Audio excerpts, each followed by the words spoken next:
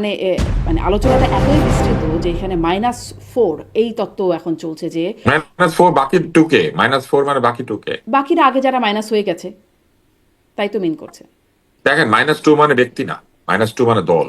বুঝতে হবে, কারণ এই ব্যক্তি যারা, তাদের উপরে দল, এই দলগুলি ব্যক্তির ইমেজের উপরে দাঁড়ানো দল। আওয়ামী লীগ ব্যক্তির ইমেজের উপরে দাঁড়ানো দল, বিএনপিও ব্যক্তির ইমেজের উপরে দাঁড়ানো দল। এদের প্রতিষ্ঠাতা বা এদের মূল যে নেতা বা নেতৃত্ব, তারা এত জনপ্রিয় হয়েছিলেন যে তাদের ওই জনপ্রিয়তাকে বহু বছর ধরে দলের সদস্যরা এনক্যাশ করতে পারছে। ওই মাপের জনপ্রিয় লোকজন এরপরে খুব কমই তৈরি হয়েছে এই দলে, এই দলগুলিতে। ফলে -2 মানে দুইটা দলকে মাইনাস করা, -2 মানে দুইটা নেতৃত্বকে মাইনাস করা না। নেতৃত্ব মাইনাস করলে দল হারিয়ে যাবে না, এটা হচ্ছে একটা বিষয়। দ্বিতীয় হচ্ছে যে এই দলের যারা কিন্তু সদস্যবৃন্দ, 1/11 যে -2 যখন থেকে শুরু হলো, মানে আমরা যে -2 তত্ত্ব থেকে অভ্যস্ত হলাম শুনে শুনে, সেটা মানে কি ছিল? সেটা মানে তো দুই ব্যক্তিই ছিল না? সেটার মানে তখন ছিল দুইটা দলকে বাদ দেওয়া, দুই দল বাদ দিয়ে অন্য দল তৈরি করা। আপনার মনে নাই তখন অন্য দল অন্য তৈরি দল হচ্ছিল? তৈরি হচ্ছিল। ফেরদৌস আহমেদ কোরেশি একটা দল বানিয়েছিলেন, মনে আছে আপনার? ডক্টর ইউনূসও বানাচ্ছিলেন একটি দল। উনি চেষ্টা করছিলেন একটা দল বানানোর জন্য, পারেন নাই, কিন্তু কোরেশি সাহেব তো বানিয়েছিলেন।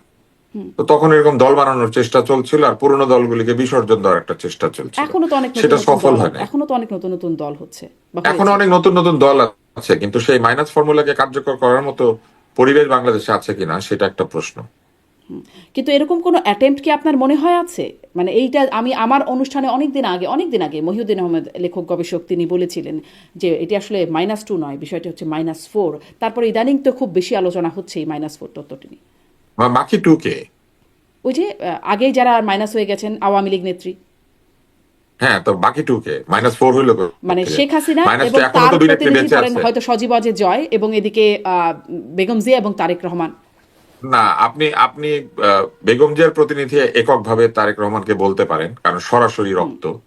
কিন্তু শেখ হাসিনার দুইজন ছেলে মেয়ে আছে, তার বোন দুইজনে আছে। দুইজনকে ধরলাম না আমি। না না, আমি আপনাকে বলি, তার দুই ছেলে মেয়ে আছে, তারপরে তার বোন আছে, বোনের দুই ছেলে মেয়ে আছে।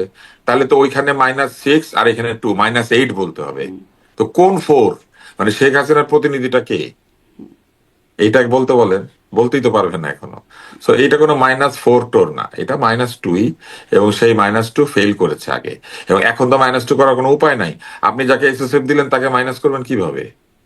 তিনি তো এমনিও অ্যাক্টিভ না, তিনি তো খুব অ্যাক্টিভ হবার মতো অ্যাক্টিভ না, কিন্তু বাস্তবতায় তাকে নাই। আপনি মাইনাস তো করতে পারলেন না। এসএসএফ দিলেন মানে আপনি স্বীকার করলেন যে উনি রাষ্ট্রের সবচেয়ে গুরুত্বপূর্ণ ব্যক্তিদের একজন, তাই না? এসএসএফ কে পায়? রাষ্ট্রের সবচেয়ে গুরুত্বপূর্ণ ব্যক্তি যারা, তারা পায়। প্রেসিডেন্ট পায়, প্রধানমন্ত্রী পায়, তাই না? এবং আহ, ক্ষেত্র বিশেষে রাষ্ট্র যদি কাউকে এসএসএফ দিতে চায়, তারা পায়। তো ওনাকে দেওয়া হলো মানে কি? এটা তো রাষ্ট্র স্বীকার করলো যে উনি রাষ্ট্রের সবচেয়ে গুরুত্বপূর্ণ ব্যক্তিদের একজন। কিন্তু তো তিনি, কেমনে মাইনাস কিন্তু করবে? ধরেন তিনি তো সিদ্ধান্ত নেবার মতো অবস্থায় নাই, বা তিনি কোনো সিদ্ধান্ত বাস্তবায়নের অবস্থায় নাই। আরে যারা সিদ্ধান্ত নিয়েছে তারা তাকে এই গুরুত্বটা দিল, তারা কি করে তারা মাইনাস করবে? আমি যদি আপনাকে বিরাট গুরুত্ব উনি দিয়ে প্লাস ফেলি, আমি থাকলেই আপনার বা মাইনাস মানে করবো কিভাবে? রাজনৈতিক বাস্তবতায় উনি থেকেই মানে ওনার যদি বলেন বুদ্ধিমত্তা বা সেটির কি প্রয়োগ আছে কোনো? বা আপনি যখন কাউকে এইভাবে একটা সম্মান দিয়ে ফেলেন, তারপরে তার পরিবার কিভাবে মাইনাস করবেন কিভাবে? পরিবার তো দেশে রাষ্ট্রের আসেনি। সবচেয়ে গুরুত্বপূর্ণ ব্যক্তির পরিবারকে মাইনাস করে দিবেন? এটা সম্ভব?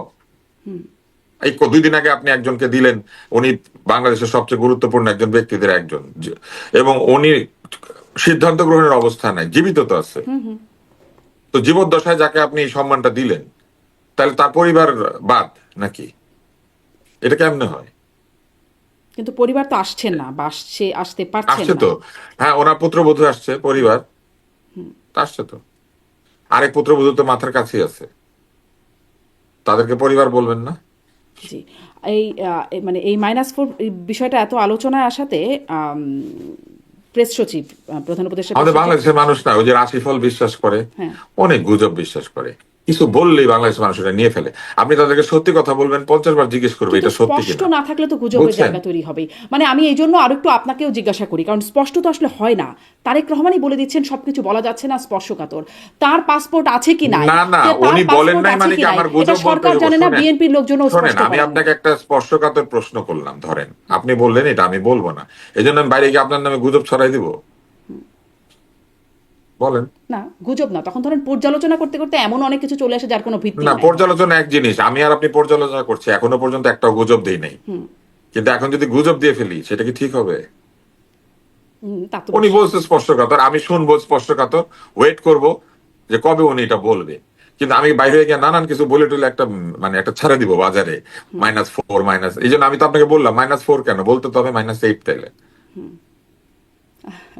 হ্যাঁ, মাইনাস হয়তো আরো অনেক অনেক, মাইনাসের সংখ্যাটা আরো অনেক। এবং হ্যাঁ, যার পরিবারের সদস্য বেশি তার পরিবারের মাইনাস বেশি। প্রেস সচিব বলছেন যে যারা আসলে এটা বলবেন, আপনিও কি তা এরকম মনে করেন কিনা, আপনি যেহেতু মাইনাসের তত্ত্বেই বিশ্বাস করছেন না, প্রেস সচিব না, বলছেন যারা আসলে মাইনাসের তত্ত্ব ছিল, কিন্তু এখন আর সেটা সম্ভব হবে না। কেউ যদি মাইনাস করার কথা চিন্তা করে তাহলে খুবই বোকামি হবে। মানে কেন বোকামি হবে? এই যে আপনি দিয়ে ফেলছেন, বলে ফেলছেন উনি পৃথিবী বাংলাদেশের সবচেয়ে গুরুত্বপূর্ণ ব্যক্তি, তারপরে বলবেন ওনার পরিবার মাইনাস হবে, কেমনে বলবেন? এটা তো মানে এটা কি বললে আর মুখে বলবে যে আসলে পরিবারকে মাইনাস করে দিলাম, এরকম কি কেউ বলবে? তো আপনি আপনি যে শুনে আসছেন কোত্থেকে শুনছেন? বলছে দেখে শুনছেন না? একটু আগে বললেন না মহিউদ্দিন সাহেব বলছে? একটু আগে বললেন না হ্যাঁ, মহিউদ্দিন হ্যাঁ, সাহেব বলছে, আপনি বিশ্বাস করছেন? না তো বিশ্বাস করেন না, এটা এইভাবেই একটা, বলবে। এটা একটা তত্ত্ব, মানে তিনি ছাড়াও অনেকেই হ্যাঁ, বলছেন। এরকম তত্ত্ব দিবে, তো দিলে সেটা ভুল হবে। আচ্ছা, আপনি বলছেন এরকম এটা তত্ত্ব ভুল হবে। দিলে সেটা ঠিক হবে যারা না। এটা বলছেন তারা স্বৈরাচারের দোসর বলছেন প্রেস সচিব শফিকুল আলম। আপনার এটাতে কি কারা মত? বলছেন?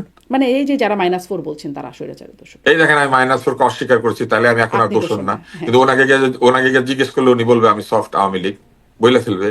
ওনাদের এইগুলার কথাবার্তার কোনো ঠিক নাই, বুঝছেন? ওনাদের কোনো কাউকে এখন মানে যুক্তি দিয়ে পরাভূত করতে না পারলেই বলে যারা এটা বলবেন তারা দোষর। ওনাদের একটা বরং একটা এই একটা জুলাই সনদের মতো একটা একটা ক্রাইটেরিয়া তৈরি করা উচিত, কি বলিলে কি হয়। ওখানে লেখা থাকবে আপনি কি বলিলে দোষর হবেন, কি বলিলে সফট হবেন, কি বলিলে হার্ড হবেন, কি বলিলে ধরা খাবেন। একটা ম্যানুয়াল থাকলে ভালো হতো। জি, অবশ্য মানে ম্যানুয়াল আসলেই দরকার মনে হয়। গুলশান থানার ওসি দেখছিলাম, একটা রিপোর্ট দেখছিলাম, টেলিভিশন রিপোর্ট, যে একজন ব্যারিস্টার আহসান হাবিব সম্ভবত তার নাম, তার বাসায় গেছেন তাকে স্বৈরাচারের দোষর হিসেবে গ্রেপ্তার করতে। তার বিরুদ্ধে কোনো মামলাও নাই। মানে স্বৈরাচারের দোষর কি এখন একটা ক্রিমিনাল অফেন্স হিসেবে পেনাল কোডেও যুক্ত করার সময় আসছে কিনা? এটা আমি জানি না, মানে এইটা তো আসলে আপনি একটা প্রশ্ন করেছেন, এই প্রশ্নটা আসলে আহ মানে এক ধরনের, আমি বলবো যে অবান্তর। কেননা পেনাল কোডে কোনো কিছু সংযোজন করতে গেলে সরকারকে সেটা করতে হবে, এটা একটা প্রক্রিয়া আছে, প্রক্রিয়ার বাইরে গিয়ে কোনো কিছু পেনাল কোডে সংযোজন করা যায় না।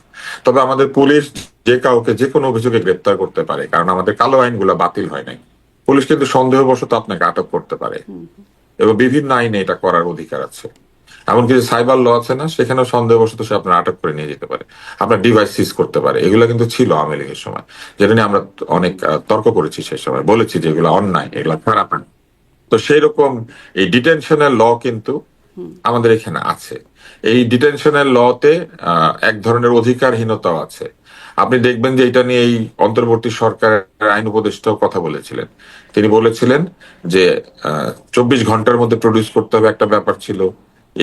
এই বিষয়টা নিয়ে তিনি কথা বলেছিলেন যে আহ, আটক হলে কত দিনের মধ্যে তাকে প্রডিউস করতে হবে, এটা নিয়ে তারা কাজ করছিলেন। তো এই বিষয়গুলি তিনি বলেছিলেন। তো পরে আবার এটার একটু ব্যত্যয় হয়েছে বলে পত্রিকাতে আবার এটাও এসেছে যে উনি তো বলেছিলেন 24 ঘন্টা, তাহলে কেন বেশি হইলো, কেন 48 ঘন্টা হইলো, এরকম কথাবার্তা এসেছে। তো মূল বিষয় হচ্ছে যে আমাদের এখানে পুলিশ যে কাউকে বিনা কারণে নিজের সন্দেহে গ্রেপ্তার করে ফেলতে পারে, এটা একটা খারাপ আহ, বিষয়, এটা ঠিক না আর কি। কিন্তু তারপরও অনেকেই বলে যে এটা না থাকলে পরে অনেক অপরাধী পার পেয়ে যাবে, অনেককে ধরে মানে চেনা চেনা লাগলো, মনে হলো অপরাধী, ধরে নিয়ে আটকায় রেখে সার্চ করে দেখলো আসলে অপরাধী। তো পুলিশকে এই জায়গাগুলো দিয়ে রেখেছে।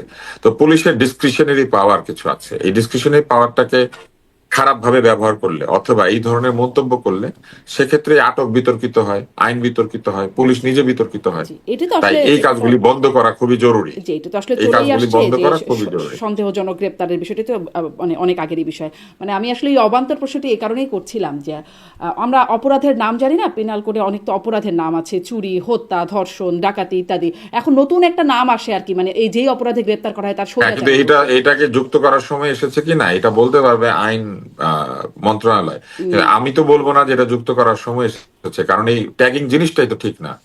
এটা যুক্ত করার সময় আসবে কেন? বরং আমাদের পেনাল কোডকে আধুনিকীকরণ করার অনেক সময় এসেছে, এটা আধুনিক করাও দরকার।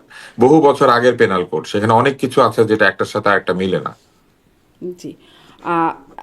মানে শেষের দিকে একটু এই প্রশ্নটা করি। সম্প্রতি বিডিআর হত্যাকাণ্ডর প্রতিবেদন, নতুন যে স্বাধীন কমিশন গঠিত হয়েছে তারা প্রতিবেদন দিয়েছে।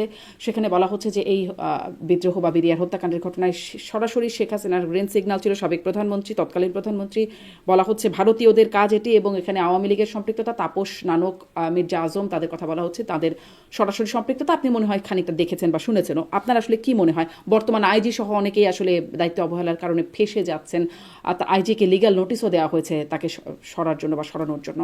আপনার কাছে আসলে এই প্রতিবেদন সম্পর্কে আপনার একটা ছোট মন্তব্য জানতে চাই।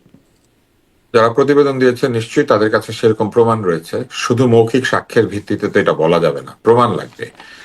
তো নিশ্চয়ই প্রমাণ ছাড়া তারা এতগুলি নাম যুক্ত করেন নাই। তাই এই প্রতিবেদন যারা দিয়েছেন তাদের কাছে কি প্রমাণ আছে সেটা তো সরকারকে জিজ্ঞেস করতে হবে এবং সরকারকে সেটা তদন্ত করে দেখতে হবে। এই প্রতিবেদন তো তদন্ত প্রতিবেদন না। এই প্রতিবেদন আসলে কি আমি জানি না। কারণ যদি তদন্ত হয়ে থাকে তাহলে এই প্রতিবেদনের ভিত্তিতেই মামলা হয়ে যাওয়ার কথা। তো যদি তাই হয়ে থাকে তাহলে নিশ্চয়ই সাক্ষী প্রমাণ সব আছে। তো সেই সাক্ষ্য প্রমাণ কি সেটা তো আসলে জানতে হবে, না জেনে কি করে বলবো। কিন্তু এমন কয়েকজনের নাম আছে যেটা আমার কাছে বেশ অবাক লেগেছে। কারণ একজনের মেয়ের জামাই মারা গিয়েছেন এই বিদ্রোহের সময় বা এই তৎকালীন এই আইজির কথা বলছেন। এই এই দুর্ঘটনার সময়। এই শব্দটা তো কি হবে, হত্যাকাণ্ড। এই হত্যাকাণ্ডের সময়, তো এই হত্যাকাণ্ডের সময় তার মেয়ের জামাই মারা গিয়েছেন কিন্তু তার নাম আছে। তো এটা আমার কাছে একটু অবাক লেগেছে। নিজের মেয়ের জামাইকে কেউ কি এটা করবে কিনা আর কি। তো এরকম অনেক প্রশ্ন উঠতে পারে। এত নাম যেখানে জড়িত, এত এত লোক, সেটাও একটা নিশ্চয়ই প্রত্যেকের বিরুদ্ধে সাক্ষ্য প্রমাণ নিশ্চয়ই আছে, তা না হলে এটা বলবে কেন। তো আমাদের অপেক্ষা করতে হবে দেখার জন্য যে আসলে কি সাক্ষ্য মানে প্রমাণ আগেও তো রয়েছে। তদন্ত কমিটি, মানে তদন্ত হয়েছে, তখনও সাক্ষ্য প্রমাণ, মামলাও হচ্ছে, মামলার একটা পর্যায়ে চলেও আসছে, অনেকের মৃত্যুদণ্ডও হয়েছে। আবার বর্তমান স্বরাষ্ট্র উপদেষ্টা তিনিও তদন্ত কমিটির প্রধান ছিলেন, সেনাবাহিনীর, তিনিও তদন্ত কমিটি করেছেন। মানে সবগুলোই তো আসলে তদন্ত। আপনি দেখেন উত্তরগুলা জানেন, তারপর আমার মুখ থেকে শুনতে চাচ্ছেন। এই উনি বলবেন, উনি যেহেতু আগে তদন্ত করেছিলেন, উনি কেন পান নাই, এরা কেন পেয়েছে। এই দুই পক্ষকে নিশ্চয়ই আদালত ডেকে পাঠাবে যদি এইটা নিয়ে সত্যি মামলা হয়। ওনাকেও সাক্ষী দিতে হবে। এখন যিনি স্বরাষ্ট্র উপদেষ্টা, উনি তো তদন্ত করেছিলেন। উনি বলবেন ওনার তদন্তে ধরা পড়লো না, এই তদন্তে ধরা পড়লো কিভাবে, এটা বলতে হবে। জি, কিন্তু আসলে বলছেন না, এই জন্য আরো প্রশ্ন যে এর ও, বাইরে কি কেউ কিছু কি আছে। কিছু বলে বাংলাদেশে? আপনি বলেন তো, আপনি কাউকে দেখেছেন কিছু বলতে? বাংলাদেশে কেউ কিছু বলে না। আমরা এই পর্যন্ত বাংলাদেশে কোনো ব্যক্তিকে তার দায়িত্বরত অবস্থায় ভুল স্বীকার করে কোনো কিছু বলতে শুনি নাই। দায়িত্বরত অবস্থায় তারা যে কাণ্ডগুলি করেন সেটা নিয়ে কোনো বইপত্র লিখতে আমরা দেখি না। এমনকি আমরা দেখেছি মাহবুব তালুকদার একটা বই লিখেছিলেন, উনি ওসিয়ত করে গিয়েছিলেন ওনার মৃত্যুর পরে যেন বইটা ছাপা হয়। তার মানে উনি জীবদ্দশায় বইয়ের মধ্যে যা আছে ওইটা ছাপার সাহস করেন নাই। তো এইটাই তো হচ্ছে আমাদের বাংলাদেশের বাস্তবতা। জি, এবং যাও বলেন সেটিও আবার সময়ের সাথে সাথে পরিবর্তন হয়ে যায় আসলে। এই জন্য এই প্রশ্নগুলো হয়তো সময়ের আসে। সাথে সাথে পরিবর্তিত হওয়ার অনেক কারণ থাকে। একজন ব্যক্তি যদি কিছু বলেন, এমন হতে পারে যে ধরেন 10 বছর, 12 বছর, 15 বছর আগে বলেছেন, তারপরে পৃথিবী বহু এগিয়ে গিয়েছে, তার উপলব্ধি বদল হয়েছে, তার অভিজ্ঞতা বেড়েছে। তিনি বলতে পারবেন এখন কেন তিনি এই কথাটা বলছেন, কিন্তু সেক্ষেত্রে তাকে আগের কথাটা ব্যাখ্যা করতে হবে যে তিনি কেন আগেরটা বলেছেন। এটা হচ্ছে একটা। আর আরেকটা হচ্ছে যে কোনো কোনো ব্যক্তি হয়তো সুবিধা পাওয়ার জন্য বলেন। কোনো কোনো ব্যক্তি হয়তো ভুল করেন সব সময়, সেজন্য বারবারই ভুল করেন, আগেরটাও ভুল বলেন, পরেরটাও ভুল বলেন। সবার ভুলে যাওয়ার ব্যাপারটা আসলে বা সবার কথা বদলানোর বিষয়টা আসলে একইভাবে ঘটে না। কেউ হয়তো ভয়ে বলেন, সত্যি বললে বিপদ হবে এই জন্য অন্য কথা বলেন। এরকম বিভিন্ন কারণে মানুষ তার কথা বদলায়। স্বরাষ্ট্র কথা উপদেষ্টা বদলায় অবশ্য না কথা এমন মানুষ বদলাচ্ছেনও না, কিছুই না, তিনি মুখে একদম কুলু পেটেছেন। তাকে সাংবাদিকরা প্রশ্ন করলেও এই প্রসঙ্গে তিনি উত্তর, কে? স্বরাষ্ট্র উপদেষ্টার কথা বলছি, বর্তমান স্বরাষ্ট্র হ্যাঁ, উপদেষ্টা, উনি তো তৎকালীন উনি তো তত্ত্বাবধায়ক। সেরকম কোনো বিষয়ের উত্তর কখনোই দেন না। উনি, আপনি দেখবেন যে প্রশ্ন করলে উনি নানান ধরনের কথাবার্তা বলেন। একবার একটা সংবাদ সম্মেলন উনি খালি জিজ্ঞেস করতে থাকলেন আমার কথা ওকে শোনা যায়, আমার কথা শোনা যায়। অনেকক্ষণ জিজ্ঞেস করলেন, পিছনে শোনেন, এখানে শোনেন, জিজ্ঞেস করছিলেন, আমি রিলে দেখেছি। এবং তিনি আবার সাংবাদিকদেরও প্রশ্ন করেন, আপনিই বলেন, সেটাও তিনি সেটাও হ্যাঁ হ্যাঁ, তিনি মানে উনি এটা করেন। হ্যাঁ। তো উনি আসলে ওনার এটা একটা স্টাইল আমার সম্ভবত, বা এইভাবেই হয়তো উনি ব্যাপারটাকে হ্যান্ডেল করেন। এটা হতে পারে। উনি যখন আগেও বিডিআর এর তদন্ত করেছিলেন তখনও খুব একটা বেশি কথাবার্তা বলেন নাই।